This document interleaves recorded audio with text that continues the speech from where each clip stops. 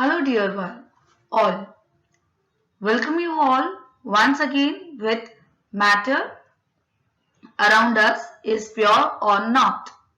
Lastly, we have already talked about that what are the different types of matter and its classifications, and even we talked about the mixture. Now, today we are going to talk about the solutions, that what actually a solution is, how it is prepared, and which are the different types of solutions that we have and we are using in our day-to-day life. So what is a solution? A solution is a combination of solute and solvent. As you can see in the given video, that we have a glass of water in which a salt is added. It has been dissolved completely and we are obtaining a salt solutions, and after that you can see a pure crystal solutions. Okay.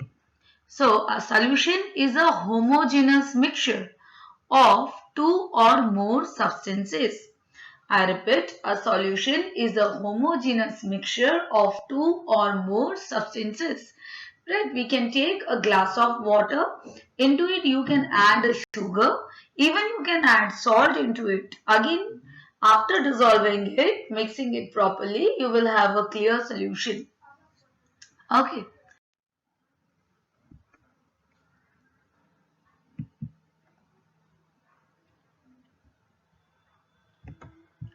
Here you will be seeing when the solvent is gas. When the solvent is gas, the type of solution is gaseous solution. So the type of solution is dependent on the type of solvent that we are using. I repeat, the type of solution is dependent on the type of solvent that we are using. That is, here you can see all the solvents are gas, but solute can be gas, liquid or solid. So gas in gas, it is a gaseous solution. Liquid in gas, it is also a gaseous solution. Solid in gas is also a gaseous solution. And we have there different examples. Next, when we are talking about the liquid solutions, same manner, the solvent has to be liquid. So gas in liquid, example is oxygen gas dissolved in water. Liquid in liquid, that is ethanol dissolved in water. Whereas solid in liquid is glucose dissolved in water. Right, at our home, even sugar dissolved in water, salt dissolved in water, these all are the type of the liquid solutions, that is solid liquid solutions. Next comes the solid solutions, where the solvent will be your solid. Where the solvent will be your solid, that is gas in solid. So we have solution of hydrogen, that is hydrogen is a gas in palladium. Palladium is a metal. Amalgam, liquid solid, amalgam of mercury with sodium. Right, whenever we prepare a mixture with the mercury, right, that mixture is termed as amalgam. Next, solid, that is copper dissolved in gold. Here we know that gold is pure form of gold, which is 24 karat gold. It is very soft, that can be easily broken down with your hands as well. Hence, to make it strong, to get it into the design jewelry, we need to add some impurities. So impurities are like copper or brass is added into the gold to. So, do you know what is bronze? What is the brass made up of, or what are they called actually? So they are called an alloy. Alloy is a combination of metals or metals combined with one or more other elements. That means it can be a metal, it can be a non-metal. That is known as an alloy. The resulting mixture forms a substance with properties that often differ from those of the pure metals, and the difference is for betterment. Whenever an alloy is prepared, it is prepared to increase its physical strength. For example, a brass is an alloy. It is an alloy made up of copper and zinc. Whereas bronze is also an alloy which is made up of copper and tin. Right. So these all are alloy which is having more strength, like brass or bronze do not get corroded. Whereas simple copper gets corroded, simple tin gets corroded. But when it is an alloy, it do not undergoes corrosion. Now, how you can measure the concentration of a solution means how much it is concentrated. For example, what is concentration? Concentration is to measure the amount of solute present in its solvent to give arise a solution. I repeat, concentration is to measure the amount of solute in its solvent, or we can say in its solution, is known as concentration of a solution. Now, concentration of a solution can be calculated with different factors. For example, mass percentage, where you can see W by W. W by W means solute is also taken in terms of weight, whereas your solvent is also taken in terms of weight. So mass percentage of a component is equals to mass of the component in the solution, that means the solute in the solution, upon the total mass of the solution. Into 100, you will be getting the mass percentage of a component. I would like to give you an example. Say a solution contains 40 gram of common salt in 320 grams of water. So calculate the concentration in terms of mass by mass percentage of the solution. Here they have asked to calculate the mass percentage of the solution. So what we are going to do it? We will take the mass of the solute upon total mass of the solution into 100. Hence you can obtain the mass percentage of the solution. Similarly, volume percentage. When solute and solvent both are liquid and measured in volume, that is ml or liter, right? So at that moment we are going to take this volume percentage of a component. Now the another one is mass by volume percentage, that is weight by volume. So your mass of solute dissolved in 100 ml of the solution. So similarly you are going to write down the formula, that is the mass of solute in the solution upon the total volume of the solution into 100. So I hope you are clear with this concentration of a solution. Next, the different types of solutions. Right, we have already talked about the salt solution, sugar solution, glucose dissolved in water. Right, they are the type of true solutions where solute completely dissolves in its solvent and give rise into a true solution. Next, we have a suspension where solute do not dissolve in its solvent, but we are able to see them with our naked eye because after some time the solute gets suspended. For example, sand in water. That is the example of a suspension solution, right? So suspension is a heterogeneous mixture in which the small particles of a solid are spread throughout a liquid without dissolving in it.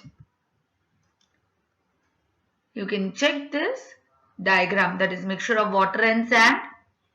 When we are filtering it, we obtain sand in our filter paper and the simple water, right?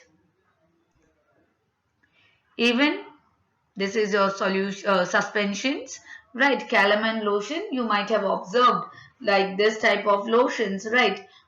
We need to, it has been written in the indication that how to use, that shake and then use. Why shake and then use? Because they are the suspensions. Even some cough syrup, right? Then some paracetamols syrup, where we are using that morphine containing syrup.